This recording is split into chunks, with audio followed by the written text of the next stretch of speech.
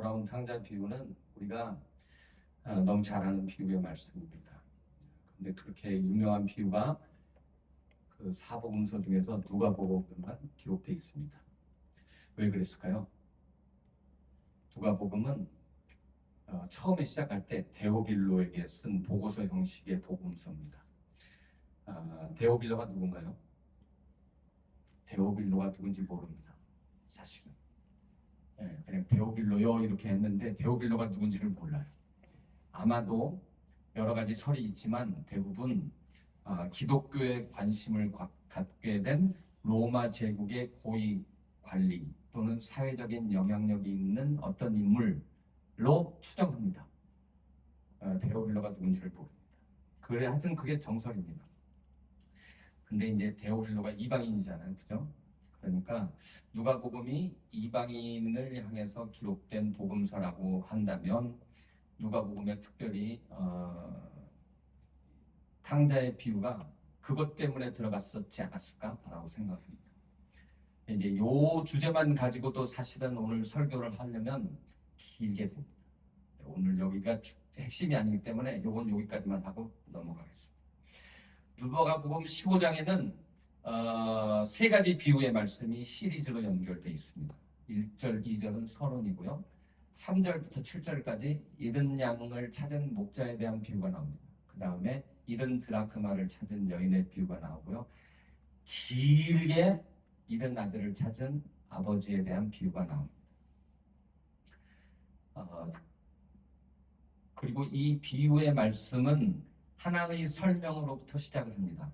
그 설명은 누가복음 15장 1절 2절입니다.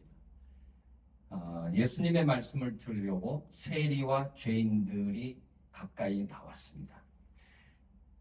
이 사람들에 대한 평가부터 이제 그 예수님의 말씀을 들으려 나온 사람들에 대한 평가부터 이 15장이 시작이 됩니다. 평가하는 사람들이 누군가요? 바리새인과 서기관들입니다. 그 당시에 사회적으로 존경받던 사람들입니다. 예수님에게는 빈부귀천을 막론하고 많은 사람들이 나왔지만 그 중에서도 세리와 죄인들이 많이 나왔습니다. 그들은 당시 유대 사람들로부터 손가락질의 대상이었고 천대받는 사람들이었습니다. 여기서 말하는 죄인들이 누군가요? 사고 친 사람들인가요? 도둑질한 사람들인가요? 아닙니다. 여기에서 죄인이라고 하는 사람들은 자기 삶이 너무 힘들고 어려워서 율법을 지키지 못하던 사람들입니다. 주일 안식일을 준수하지 못하던가 11조를 하지 못하던가 정결 예식을 행하지 못하던가. 그러니까 누구의 관점에서 죄인입니까? 바리새인과 서기관들, 율법학자들이 보면 율법을 지키지 않는 그 사람들은 죄인입니다. 그래서 저 바리새인과 서기관들이 예수님께 모인 사람들이 딱 보니까 그런 사람들인 거예요. 그러니까 세리와 죄인들이 말씀을 들으러 가까이 왔다라고 생각하는 겁니다. 그래서 죄인을 영접하고 음식을 같이 먹는다라고 얘기를 하는 거죠.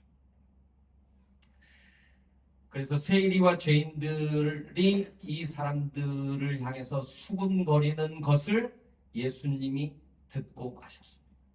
그래서 이 비유를 예수님께서 누구를 향해서 하신다고요? 바리새인과 서기관들에게 들으라 라고 말씀하시면서 이 비유가 시작되는 겁니다.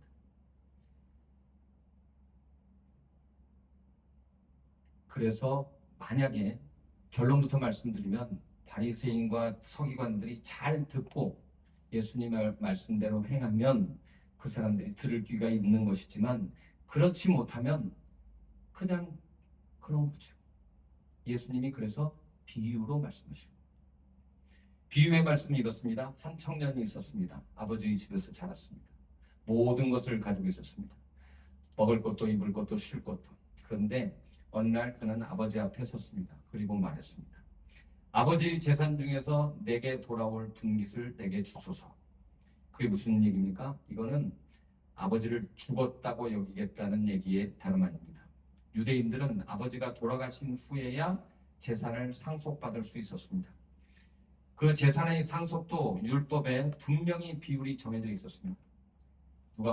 신명기 21장에 보면 분배의 기준에 대한 규정이 나와 있고요. 시점에 대한 규정이 나와 있습니다. 거기에 보면 그의 아들들에게 기업으로 나누는 날이라고 되어 있습니다. 그것이 뭐냐면 아버지가 돌아가시거나 너무 연세가 많으셔서 활동을 할 수 없어서 기업을 자식들에게 넘길 때를 얘기하는 겁니다. 그런데 지금 여기에는 그런 것이 없습니다. 그리고 탈무드 미시나에 보면 저게 이제 무슨 탈무드 미시나 이거는 뭐냐면 구전율법이라고 합니다.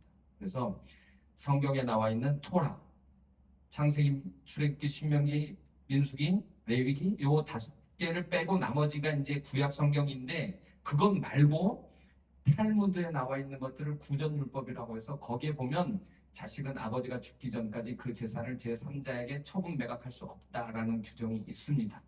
그럼에도 불구하고 아버지한테 내 재산을 주시오 하는 겁니다. 그거는 뭡니까? 아버지를 더 이상 살아있는 사람으로 여기지 않겠다라는 회용무도한 얘기입니다. 그래서 둘째 아들은 아버지가 죽기를 기다리지 않겠다고 선언을 하는 겁니다. 그럼에도 불구하고 아버지는 아무 말 없이 둘째 아들의 얘기를 들어줍니다. 그리고 첫째와 둘째에게 각각 그 유산을 나눠줍니다. 둘째 아들은 그 유산을 다 모아가지고 먼 나라로 갔고 거기서 허랑방탕하게 낭비를 했습니다. 다 없애버렸습니다. 그러다가 돼지를 치는 들판에서 깨달았습니다. 나에게는 아버지가 있다. 그가 돌아온 이유를 성경은 이렇게 말합니다. 둘째가 깨닫기를 이에 스스로 돌이켜라고 얘기했습니다. 이 문장의 헬라어 원문은 에이스 헤아우톤 데 엘톤 이렇게 얘기합니다. 저만 알고 있으니까 괜히 우쭐거리고 싶어요. 이 말씀이 이제 자기 자신에게로 돌아왔다 이런 얘기입니다. 무슨 뜻이냐면 이 말씀에는 여러 가지 생각들이 담겨 있습니다. 자기가 아버지를 돌아가신 사람으로 죽은 사람으로 생각했다라는 불경스러움, 불효에 대한 생각, 그 다음에 아버지의 재산을 호랑방탕하게 다 낭비하고 없애버렸다는 자신에 대한 부족함에 대한 자책감, 그리고 현재 자신의 처한 상황에 대한 수치심 등등 모든 것이 함축되고 뉘우치는 회개의 마음이 담겨 있었습니다. 회개는 자기 자신에게로 돌아오는 것. 그래서 실제 내가 어디에 있는지를 보고 어디에 있어야 하는지를 깨닫는 것입니다. 그래서 탕자는 돌아가기로 결심을 했습니다. 그리고 이렇게 혼자 얘기를 했습니다. 내가 일어나 아버지께로 가서 이르기를 내가 하늘과 아버지께 죄를 지었사오니 이제부터는 아버지의 아들이라 일컬음을 감당하지 못하겠나이다. 나를 품꾼의 하나로 보소서라고 하기로 결심을 했습니다. 여기에는 어떤 조건이 없습니다. 이것이 진짜 회개의 언어입니다. 협상이 없습니다. 그 조건을 달지 않습니다. 그리고 돌아가서 그저 과거를 생각하지 말고 그저 품꾼의 하나로 받아달라고 할 작정이었습니다. 그리고 돌이켰습니다. 그리고 길을 떠났습니다. 그런 아들의 마음과 상관없이 아버지는 오늘도 아들을 걱정하면서 기다리고 있습니다. 그리고 멀리서 까만 점 하나가 보이기 시작을 합니다. 아버지는 단번에 그가 둘째 아들이라는 것을 알아보았습니다. 그리고 그 아들을 측은하게 여겨서 아직도 거리가 먼데 달려가기 시작합니다. 유대 문화에서 나이든 가장이 뛰어다니는 것은 굉장히 수치스러운 일이었다라고 합니다. 긴 옷을 걷어 올려야 달릴 수 있습니다. 그건 체면을 완전히 버리는 일이었습니다. 그런데 아버지는 달려갔습니다. 왜냐하면 돌아오는 길에 저 아들이 만나게 될 성한 사람들로부터 조롱당하고 창피당할 것이 싫어서 그 아들을 자기가 먼저 감싸 안기 위해서 달려간 겁니다. 그래서 아버지는 자기의 체면을 버렸습니다. 그리고 아들의 수치를 막아섰습니다. 그리고 목을 안고 입을 맞춥니다. 몇 날 며칠 동안 씻지 못하고 돼지가 먹던 것을 먹던 그 냄새나는 입술에 자기의 입을 맞춥니다. 그리고 아들의 회개와 고백과 상관없이 아버지는 종들에게 지시합니다. 제일 좋은 옷을 입히고 가락지를 끼우고 신을 신겨라. 그리고 살찐 송아지를 잡아다가 우리가 먹고 마시고 즐기자. 내 아들이 죽었다가 살아왔다. 내가 잃었다가 다시 얻었다. 그리고 아버지는 오직 아들이 돌아오는 것에만 집중하기 시작합니다. 그 아들의 잘못에 대해서 따지거나 책망하거나 벌하지 않습니다. 아버지는 오직 사랑하는 아들에게만 관심이 있습니다. 우리가 여전히 죄 안에 있을 때에 예수 그리스도께서 우리에게 먼저 오셨습니다.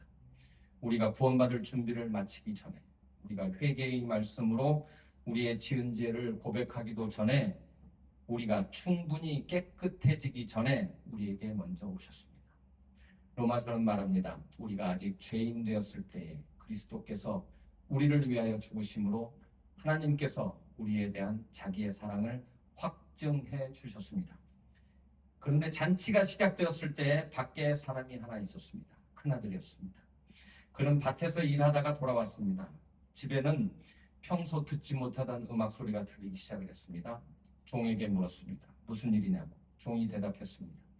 아우가 돌아왔고 아버지가 살찐 송아지를 잡으셨다. 그때 큰아들이 화가 났습니다. 엄청 화가 났습니다. 노했습니다. 아니, 나에게 이러실 수가 있나. 큰아들이 왔다는 말을 듣고 집에서 바깥으로 아버지가 나왔습니다.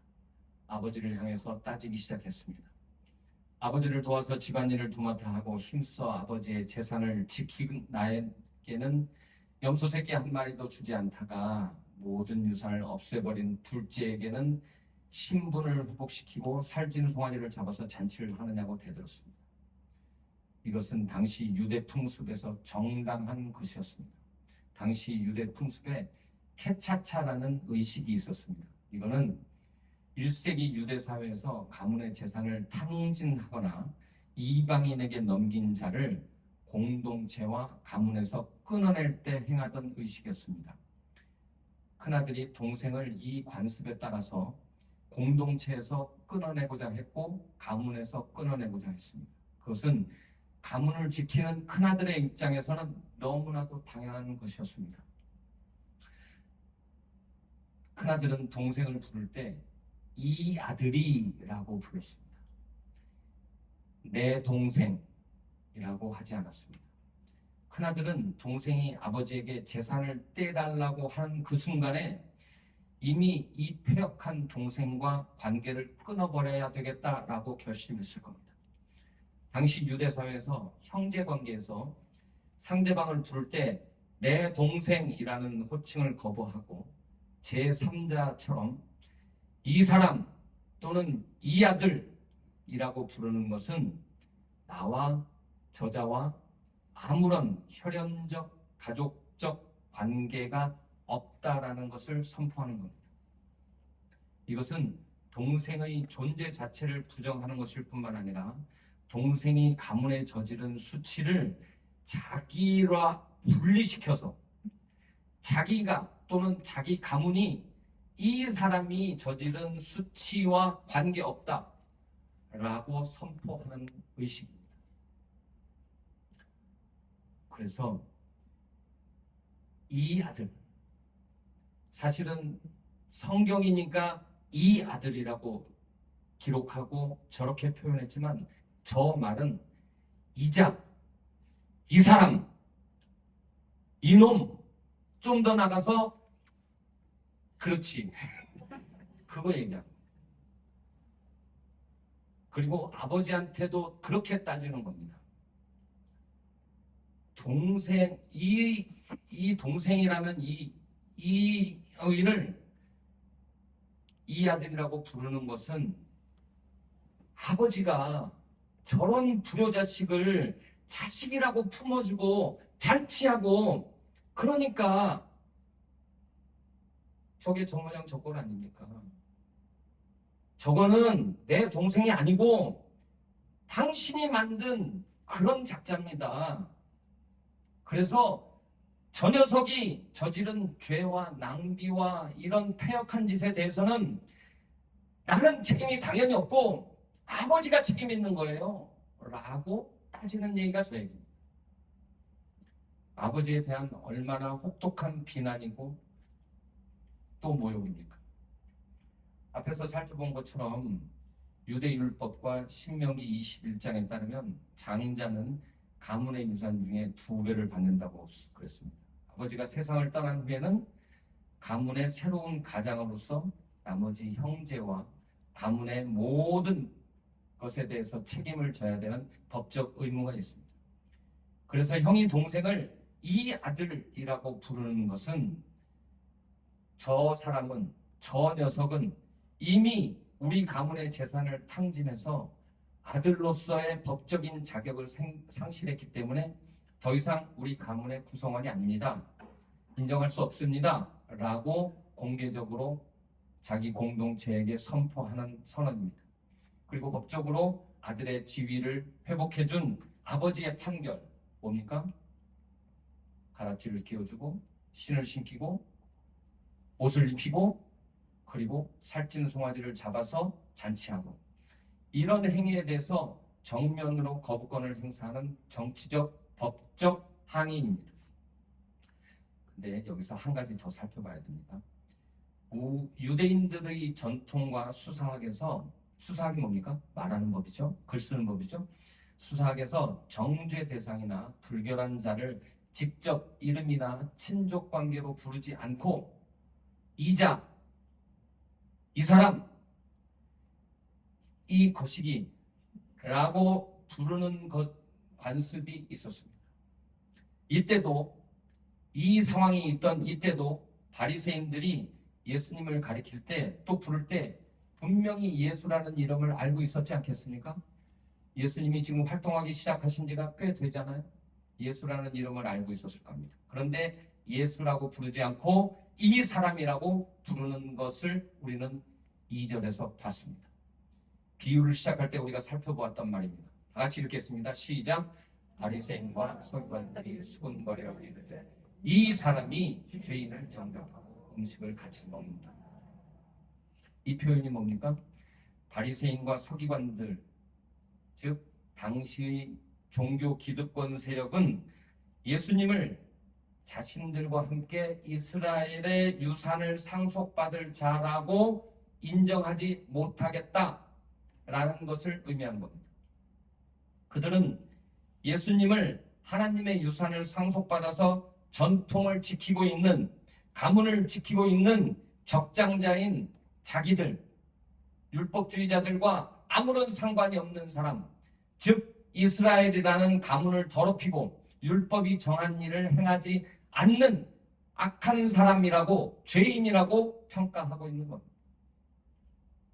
그러니까 세리와 죄인들이 몰려들고 있다고 평가했고, 그래서 당연히 자기들은 이스라엘이라는 가문을 지키기 위해서 예수님과 절연할 수밖에 없는 상태다라는 것을 담아서 이 사람이라고 표현하고, 그래서 이 비유 중에 누가복음 15장 2절과 큰아들이 얘기했던 30절에 큰아들이 사용한 이 아들이라는 표현은 헬라어 구조상에서 완전히 동일한 수사학적 틀을 공유하고 있는 것입니다. 이 두 구절 모두 지시대명사 우토스라는 단어를 활용하고 있습니다. 그래서 이 두 문장에서는 율법을 잘 지키는 의인이 죄인과 법적으로나 종교적으로 자리를 함께 하지 않는다는 바리새적 분리주의를 명확하게 보여주는 겁니다. 보시면 15장 2절의 이 사람과 30절의 이 아들이 같은 단어를 사용하고 있습니다. 그러나 15장 32절에서 아버지는 큰아들의 이 반항에 대해서 이 자를 너의 동생으로 바꿔 부릅니다. 헬라어로 보면, 헬라어 한번 읽어보실까요? 시작. 여기 밑에 써놨잖아요. 호 아델포스 수 우토스 네크로스 엔 카이 에젠센. 이게 32절에 있는 말씀이거든요. 다 아시면서. 이 말은 죽었다가 살아난 너의 이 형제라는 뜻입니다. 아버지는 큰아들이 사용한 지시대명사 우토스를 그대로 받으면서 명사를 이 아들, 큰아들이 얘기한 이 아들에서 너의 이 형제로 단어만 바꾼 겁니다. 같은 문장. 그래서 내가 이 자라고 부른 가문과 공동체에서 절연하고자 했던 그 죄인이 바로 너의 형제야 라고 형제라는 사실을 일깨워주면서 은혜의 공동체로 돌아오라고 초청하고 있는 겁니다. 이 비유의 첫 부분에 이 단어를 바리새인과 서기관들이 예수님에 대해서 이 사람이라고 했던 것을 기억한다면 이스라엘 공동체의 이론임을 부정하는 예수님에 대해서 예수님을 동일한 단어를 사용해서 그들의 오류를 잡아내고 고쳐주고 회복시키고자 하는 예수님의 의지가 담긴 수사학적 표현이라고 할 수 있습니다.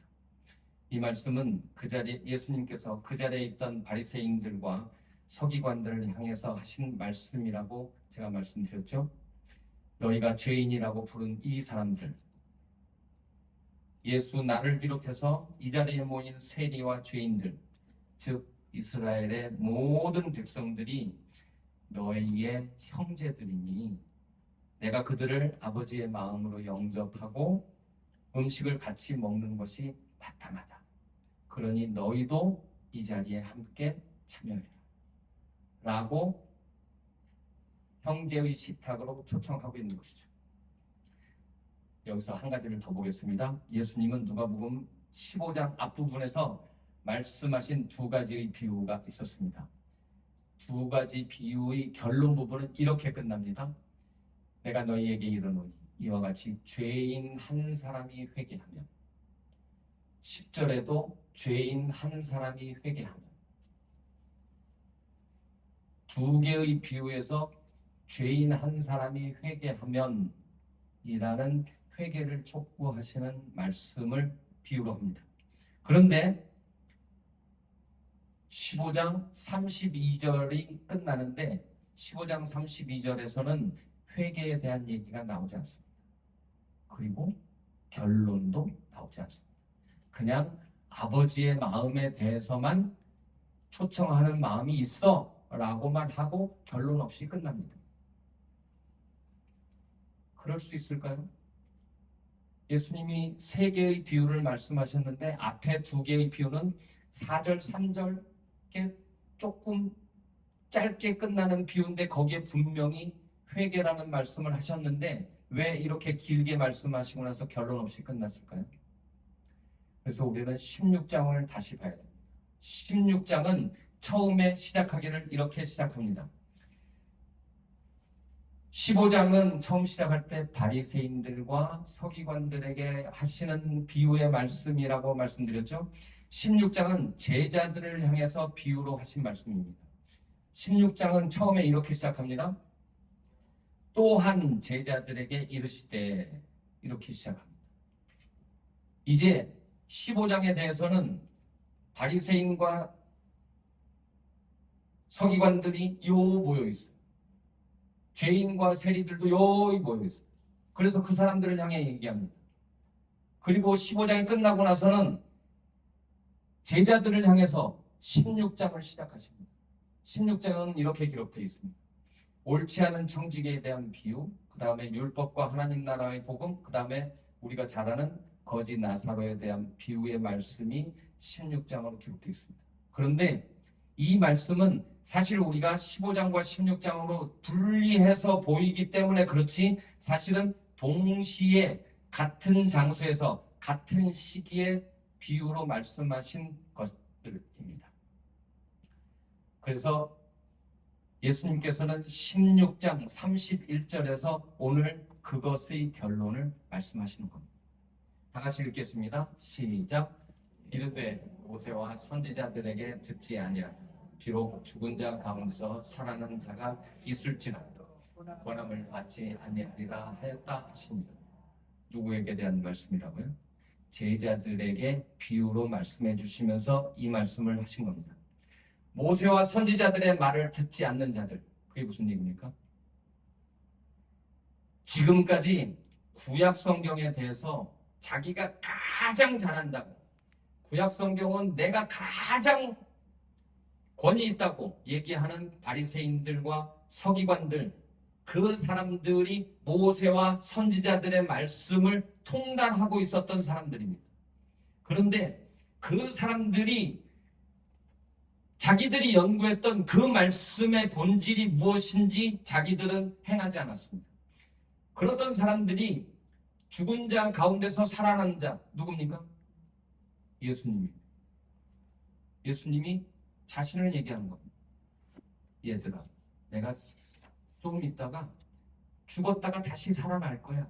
그런데 내가 한 얘기에 대해서 이 사람들이 잘 듣고 깨달아서 회개하고 돌아오면 좋을 것을, 아마도 이 사람들은 끝까지 자기들의 고집을 꺾지 않고 내 말은 귀등으로도 듣지 않을 거야. 내가 그게 안타까운 거야 라고 제자들에게 얘기하는 거야.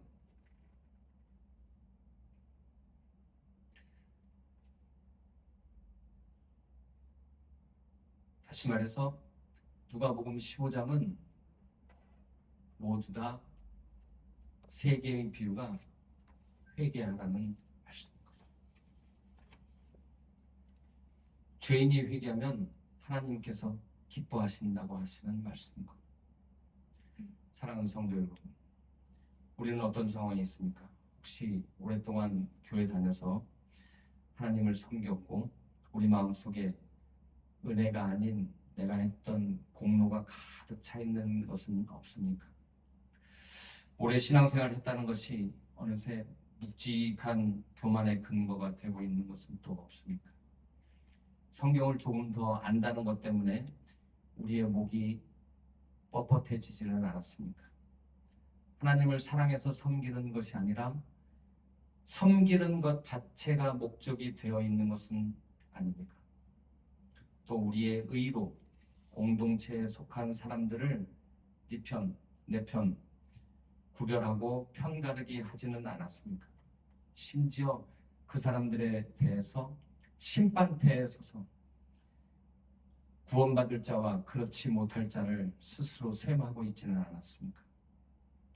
예수님이 가르쳐 주신 비유의 복음은 지금 우리에게 그것을 묻고 있는 겁니다. 너는 과연 누구의 마음으로 사느냐? 잘못을 뉘우치고 돌아온 아들을 품어주는 아버지의 마음으로 사느냐? 형제의 잘못을 정죄하고 절연하는 바리새인과 서기관의 마음으로 사느냐? 우리가 누구의 마음을 가지고 있는지 자신을 돌아보고 회개하고 주님이 기뻐하시는 마음으로 회복되시기를 축복합니다.